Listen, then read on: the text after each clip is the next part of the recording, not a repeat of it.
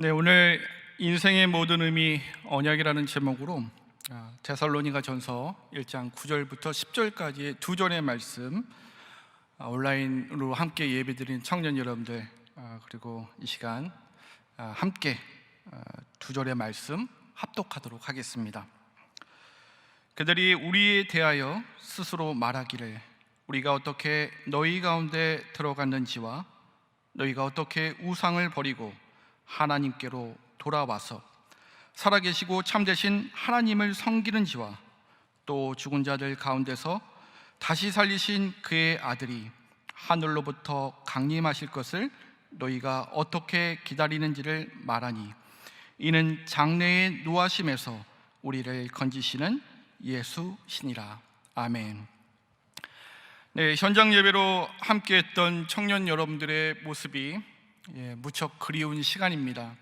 저뿐만 아니라 우리 팀장 목사님과 모든 사역자들이 이 시간을 그리워할 것 같습니다.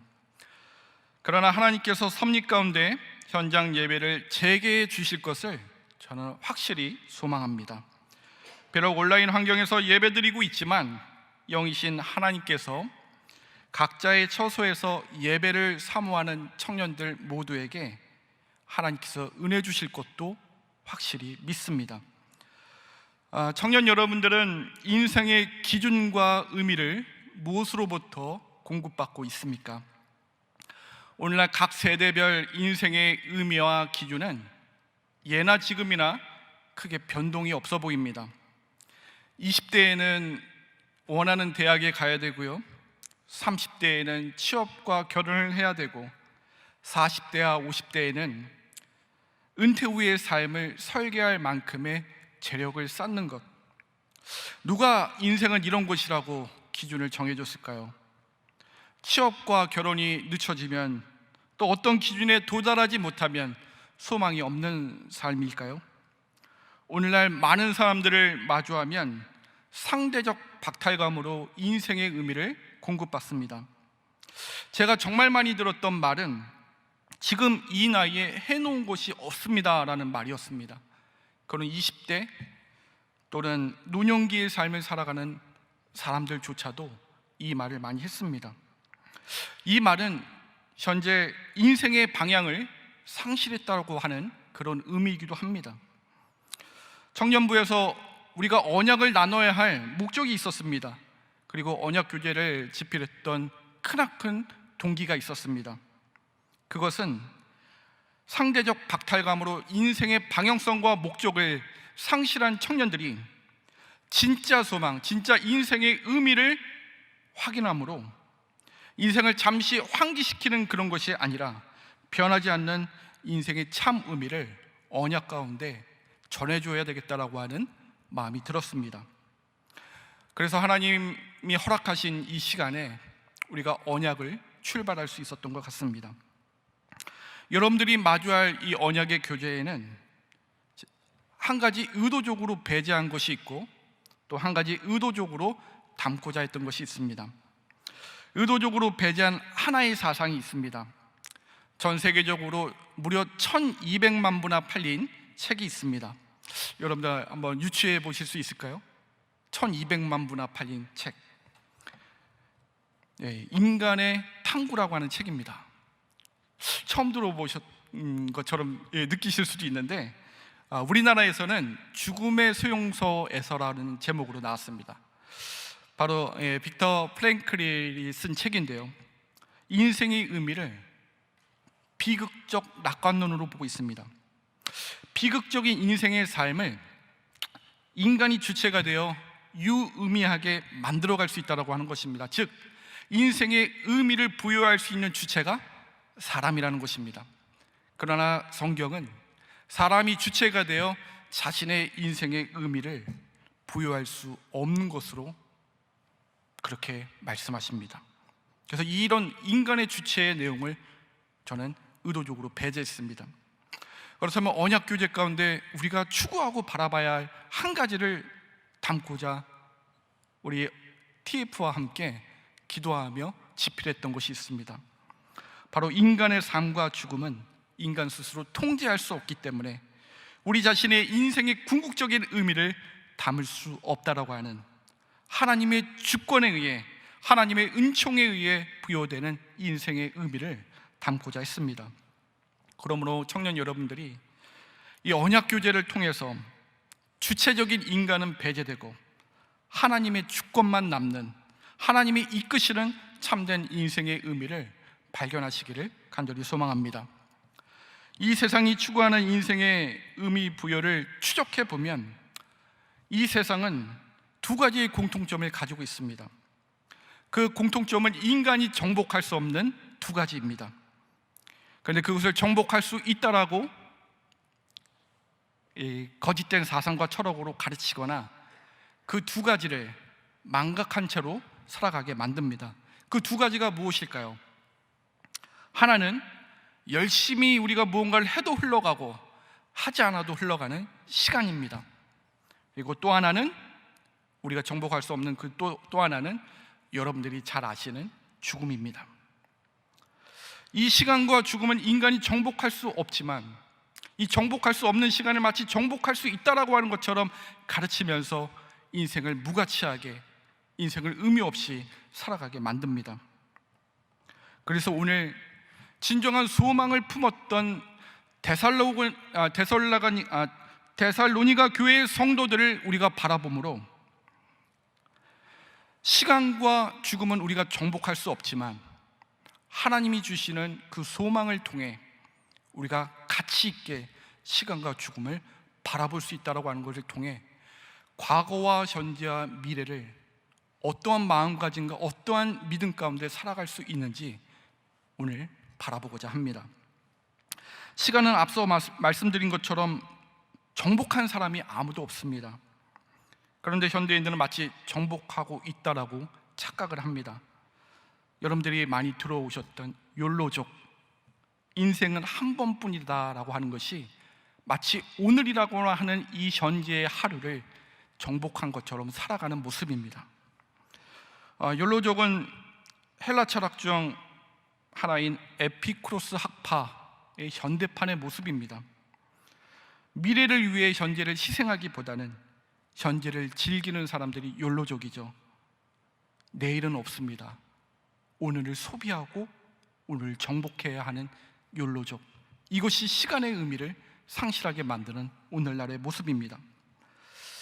그래서 그냥 해, 그냥 살아, 그냥 사, 오늘만을 위한 인생의 의미에 여러분들이 갇혀 있다면 여러분들 뿌리치고 나오셔야 됩니다. 이런 모습은 여러분 시간의 포로 현재의 갇힌 인생을 살아가는 것입니다. 코로나 여파 가운데 신앙의 욜로족도 있습니다. 이미 전염병이 퍼지고 이미 생활 환경이 제한되어 있기 때문에 스스로 즐길 것을 찾고 예배보다는 현재에 충실한 인생을 살아가는 많은 신앙의 욜로족들이 있습니다. 그러나 여러분들 진짜 구원의 확신과 소망을 품고 있다면 돌아오셔야 됩니다. 오늘날의 모습을 과거에 거부했던 사람들이 있습니다. 바로 데살로니가 교회의 성도들이었습니다. 데살로니가 지역은 로마가 지배했지만 여전히 헬라 문화에 강력하게 영향을 받고 있던 지역이었습니다. 이 지역의 이름은 알렉산더 대왕 누이의 이름을 따서 지어진 곳이었습니다. 마게도냐의 지역의 수도였기도 했고 큰 도시였고 우상 숭배가 만연한 곳에서 데살로니가 그 교회의 성도들은 세상과 정반대의 인생의 의미를 가지고 살았습니다. 그들이 견지했던 인생의 의미는 다시 오실 예수 그리스도, 재림에 대한 소망을 갖게 되었었습니다. 그래서 인생의 과거의 그 의미들, 우상 숭배와 이 세상이 추구했던 것을 맹목적으로 쫓았던 그 욜로족과 같은 인생을 여러분들 거부한 삶을 살았습니다. 바울은 우리가 읽지는 않았지만 오늘 1장 2절 말씀부터 믿음의 본, 모범교회처럼 성경이 제시하는 그 교회, 데살로니가 교회를 칭찬합니다. 그들의 신앙에 연수가 있어서 칭찬했을까요? 그렇지 않습니다. 그들은 마치 BSC 8주 과정을 마치고 곧 신앙생활을 하는 초신자들이었습니다. 많은 그 학자들은 바울이 단 몇 주, 길게는 몇 달만 그곳에 머물러서 그들을 양육했다라고 합니다. 즉 초신자들의 신앙이었습니다.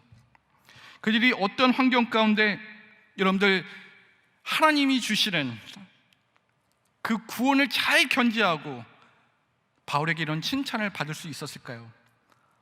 바로 어떤 고난과 역경 그 상황 가운데서도 하나님을 향한 믿음을 지켜내었기 때문입니다. 우리가 읽진 않았지만 1장 3절 말씀이 증거하고 있습니다. 그러므로 하나님을 향한 이 믿음이 인생의 의미, 바른 가치관을 보게 합니다. 또한 사람들이 정복할 수 없는 죽음을 우리는 어떻게 의미 있게 바라보고 살아갈 수 있을까요? 여러분, 세상은 죽음을 어떻게 바라봅니까? 출생과 죽음, 이건 모든 종교들이 다루고 있습니다. 기독교도 출생과 죽음이라고 하는 것이 있습니다. 그러나 출생과 죽음이 끝이 아니라 그 무언가가 있다, 이 죽음 너머에 무언가가 있다라고 하는 것을 우리는 무엇을 통해 알 수 있습니까? 그것이 세상이 말하는 죽음과 확연히 다른 기독교의 핵심적인 진리가 담겨져 있습니다. 어떻게 데살로니가 그 교회의 성도들은 주님의 다시 오심이라고 하는 그 미래의 소망을 품을 수 있었을까? 박해도 있었을 것이고 그들의 가치관이 변했다라고 하는 그 헬라 문화권에서의 배척도 있을 텐데 어떻게 이 믿음을 견지할 수 있었을까요? 바로 사람의 출생과 죽음 가운데 하나님의 일방적인 은혜로 주어지는 은혜의 구속과 구원이 있었기 때문입니다. 이 구원을 견지한 사람들은 죽음에서 끝나는 인생이 아니라, 시간을 허비하는 인생이 아니라 과거와 현재와 미래가 연결되고 그 미래에 넘어 다시 오실 예수 그리스도를 바라보므로 시간을 허무하게 사용하지 않고 죽음을 허무하게 바라보지 않습니다. 이 모습을 갖췄던 사람들, 구원을 통해 시간의 의미와 죽음의 의미를 정복할 수는 없지만 바른 가치관을 갖고 다시 오실 예수 그리스도를 바라봤던 그 소망으로 살아갔던 데살로니가 교회의 성도들의 모습이 우리 청년부의 모습이 되어야 될 줄 믿습니다. 주변 사람들과 다를 바 없던 삶을 살았던 사람들이었습니다. 그러나 하나님의 은혜로 주어진 구원을 통해 삶을 보는 눈이 달라졌습니다. 미래에 대한 마음가짐도 달라졌습니다. 현실의 삶 가운데 이루어지지 않는 일로 낙담하거나 절망하지 않았습니다. 왜냐하면 그들은 오늘 읽진 않았지만 본문 5절 말씀처럼 하나님의 말씀을 능력과 성령과 큰 확신으로 믿고 받았기 때문입니다. 우리도 그 말씀을 붙잡고 이 어려운 시국을 돌파해 나가는 청년들 되시길 간절히 소망합니다. 이 데살로니가 교회의 성도들은 오늘 10절 본문 말씀처럼 모든 그리스도인들이 따라야 할 소망을 확실히 붙잡고 있었습니다. 10절 말씀을 보면은 죽은 자들 가운데서 다시 살리신 그의 아들, 즉 부활의 첫 열매 되신 예수 그리스도가 부활 후 승천하셔서 그 자리에 그냥 머무르시는 것이 아니라 다시 오실 것이라고 하는 소망을 품고 있었습니다.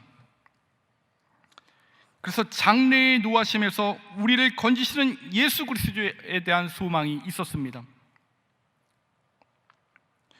그들의 이 구원에 대한 확신함, 무엇 때문에 이루어질 수 있었을까요? 우상 숭배를 했고 그러나 하나님의 은혜로 구원을 받아 하나님께로 돌아와 9절 말씀처럼 참되신 하나님을 섬기는 자들로 현재의 삶을 유익하게 살아갈 수 있을 뿐만 아니라 공동체에서 배척받고 어려움을 겪었고 또 경제적인 어려움도 있지 않았겠습니까? 그럼에도 어떻게 다시 오실 예수 그리스도를 소망함으로 무엇이 보증하길래 이 구원이 이루어질 것이라고 하는, 우리가 영화롭게 될 것이라고 하는 것을 견디할 수 있었을까요? 그래서 시간과 죽음을 가치 있게 바라볼 수 있었을까요? 많은 청년들이 물어봤습니다. 왜 언약을 다루면서 이 데살로니가 전서 1장 말씀을 다루냐? 데살로니가 전서와 후서의 공통된 주제는 주님의 다시 오심, 재림에 대한 교리 내용입니다. 저는 모든 그리스도인들이 구원의 확신을 갖는다면 기도 제목 가운데 꼭 들어가야 할 것이 다시 오실 예수 그리스도입니다. 다시 오실 예수 그리스도를 바라본다라고 하는 것은 확신이 있다라고 하는 것입니다.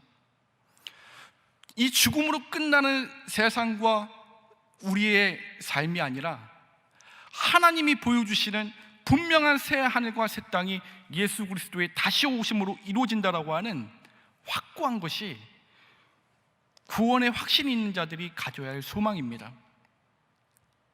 그래서 이 구원이 우리에게 주어지기까지, 이 구원이 주어져서 우리가 그 나라를 소망하기까지 하나님께서는 우리를 위해 어떠한 섭리 가운데 이 인류의 역사를 주관하셨는지를 보기 위해서 먼저 구원을 제시하고 이 구원이 이루어진 것을 역추적하여 여러분들이 다음 주부터 하나님이 언약 가운데 계획하시고 섭리 가운데 이루신 우리의 구원을 위해 이루셨던 것이 창조 언약부터 담겨져 있습니다.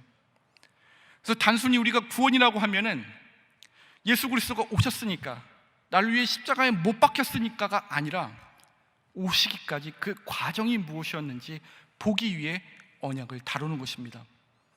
그러므로 여러분들의 구원은 언약을 배워 나갈수록 하나님 나라만 소망할 뿐만 아니라 이 땅에서 나에게 어떠한 소명을 주셔서 이 땅에서 어떠한 소망을 품고 살아가야 하는지 가치와 사실의 영역 모두를 의미 있게 바라보는 시간이 되실 겁니다.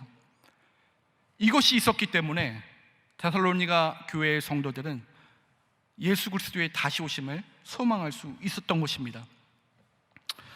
청년 여러분들, 예수 그리스도의 다시 오심을 확실히 믿습니까? 그 마지막에 소망이 있다라고 하는 것을 여러분들 무엇으로 확신하십니까? 근거가 있으십니까? 여러분들의 인생이 아담의 타락으로 인해 죄에 싹진 사망밖에 없는 우리의 이 비참한 인생이 예수 그리스도가 다시 오시는 그날 하나님의 심판대 앞에 쓸 때에 우리가 무죄하다라고 선고받는 날이거든요. 우리의 행위를 다시 평가하는 것이 아니라 믿는 자들에게 있어서는 너희가 예수 그리스도를 통해 자유케 된 무죄한 자라고 선고받는 날입니다. 그것을 여러분들은 어떻게 보증하시죠? 하나님이 그렇게 이루실 것인 것을 어떻게 아십니까? 바로 언약에 담겨져 있습니다. 그래서 우리의 구원은 세상의 기준과 의미에 흔들리는 것이 아니라 이 언약을 알므로 자기 자신을 희생하시면서까지 지키신 것이 언약입니다. 독생자 예수 그리스도를 어떻게 보내시기를 준비를 하셨는지를 보므로 우린 다시 오실 예수 그리스도를 소망하게 됩니다. 그러므로 여러분들이 현재의 삶 가운데 이루어지지 않는 것으로 낙담하거나 실망하는 것이 아니라 확신 있는 인생을 언약 가운데 발견하시기를 간절히 소망합니다.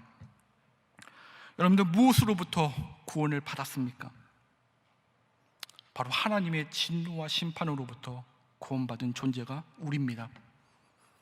우리가 그렇게 죽을 수밖에 없었음에도 하나님의 전적인 은혜에 의해 구원을 받았습니다. 여러분들의 구원은 무엇에 의해 구원을 받았습니까? 오직 예수 그리스도, 우리의 유일한 중보자 성자 하나님을 통해 믿고 구원을 받은 것입니다. 이 예수 그리스도가 어떻게 이 땅에 오시게 되었을까요? 창조 언약부터 노아 언약, 아브라함 언약, 모세 언약, 다윗 언약 가운데 이 중보자를 준비시켜 주시는 하나님의 놀라운 역사하심, 그 섭리를 여러분들 보게 되실 겁니다. 이 섭리를 마주하게 될 때 왜 예수 그리스도만이 나의 구원자가 되시는지 여러분들 확실히 믿게 되실 겁니다. 그 안에서 여러분들의 존재의 가치는 그때서야 빛이 발하게 될 겁니다. 그때 여러분들이 하나님의 은혜로 힘 있는 인생을 살아가시게 될 것입니다. 그러나 이런 모든 언약적인 내용과 예수 그리스도의 다시 오심에 대한 소망이 없다면 앞서 말씀드린 것처럼 세상은 시간을 무의미하게, 단순히 죽음을 회피하게 만드는 그런 가치관으로 살아가게 만듭니다. 인생의 의미는 인간의 탐구에 의해서 발견되거나 확인되지 않습니다. 그리고 도약할 수 없습니다. 하나님의 계시로부터 주어지는 것입니다. 그 내용이 언약에 담겨져 있습니다. 여러분, 우리는 심판받을 수밖에 없는 존재였지만 하나님의 놀라운 그 언약 가운데, 일방적으로 이루어 가시는 이 언약 가운데, 하나님이 주도적으로 이끌어 가시는 이 언약 가운데 여러분들은 구원의 확신을 소망하시고 또 믿게 되실 줄 믿습니다. 그래서 이 구원을 확신한 데살로니가 성도들이 다시 오실 예수 그리스도를 소망하기까지 하나님은 이 구원을 어떻게 이루셨는지 창조의 목적을 여러분들 발견하시길 바라고요. 또 이 창조의 질서가 어떻게 유지되는지 노아 언약을 통해 보시기를 바라고요. 하나님 앞에 아무런 내세울 것 없던 노아가 어떻게 선택을 받았고 그 가족이 구원을 받았는지 그 목적을 보시면서 아브라함을 통해서는 왜 그를 택하셨는지를 보며, 또 모세를 통해 주어진 십계명은 어떻게 현재의 삶에 적용할 수 있는지, 그리고 다윗에게 주어졌던 언약이 이스라엘 유대인에게 주어졌던 그 언약이 어떻게 동떨어진 대한민국 그리스도인들에게 적용이 되는지, 그 언약의 참된 의미를 발견하시며 현재의 삶을 확신할 뿐만 아니라 다시 오실 예수 그리스도를 소망하는 저와 여러분들 되시기를 간절히 소망하겠습니다. 그래서 우리의 구원을 역추적하여 언약의 의미들을 한 걸음씩 여러분들 되새기시고요. 언약은 어렵습니다.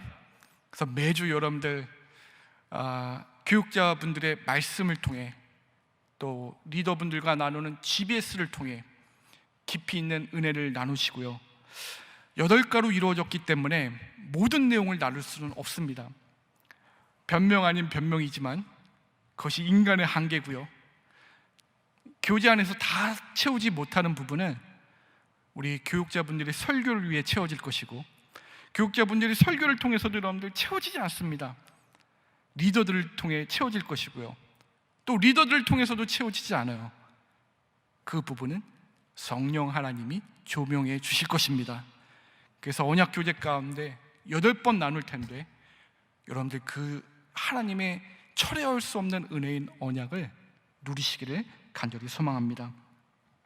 여러분들 이 언약을 여러분들이 배워 나가시면서 저는 2가지 여러분들에게 권면하는 삶을 말씀드리고 싶습니다. 여러분들이 꼭 이렇게 행했으면 좋겠는데요, 바로 겸손한 마음으로 하나님의 말씀을 받으셔야 됩니다. 다른 이 세상적인 이 소음과 같은 소리를 끊고요, 겸손한 마음으로 하나님 말씀에 집중하셔야 됩니다. 우리가 읽지는 않았지만 데살로니가 교회 성도들이 행했던 모습이 있습니다. 2장 13절에 보면은 바울이 이렇게 증거하고 있어요. 너희가, 데살로니가 교회 성도들이죠, 우리에게 들은 바 하나님의 말씀을 받을 때 사람의 말로 받지 않았다고 합니다. 하나님의 말씀으로 받았다라고 이야기를 합니다. 믿음의 본이 되었던 데살로니가 교회 성도들의 모습이 이 언약을 배워나가는 우리의 모습이 되길 원하고요. 또 하나는 여러분들이 구원받은 존재들로서 깨어있는 삶을 사셔야 됩니다. 주님이 언제 오시는지 그 때와 시는 오직 하나님만 알고 계시지만, 깨어있는 자들은 5장 4절과 6절 말씀처럼 그날이 도둑같이 너희에게 임하지 못하리라고 말합니다. 그 때와 시는 알지 못하지만 깨어있기 때문에 주님의 오심을 느끼고 생각할 수 있는 것입니다. 그러한 여러분들 되시기를 간절히 소망합니다. 그래서 6절 말씀처럼 오직 깨어 정신을 차려야 할 때입니다. 여러분들이 구원을 확신함으로, 오실 예수 그리스도를 소망함으로 확신 있는 인생을 살아가시기를 간절히 소망하겠습니다. 여러분들이 받으신 GBS 교재 가운데 지문이 하나 있습니다. 모든 사람들이 지문이 같지 않다라고 합니다. 일랑성 쌍둥이조차도 지문이 같지 않다라고 해요. 그러나 여러분들이 언약의 팔각까지 맞춰졌을 때 우리에게 동일하게 새겨지는 오직 예수 그리스도, 이것이 새겨지기를 간절히 소망합니다. 그리고 오직 예수 그리스도만이 나의 구원자라고 하는 것을 고백하는 그런 GBS, 그런 나눔의 시간이 이 언약 가운데 여러분들의 마음에 심어지기를 간절히 소망하겠습니다.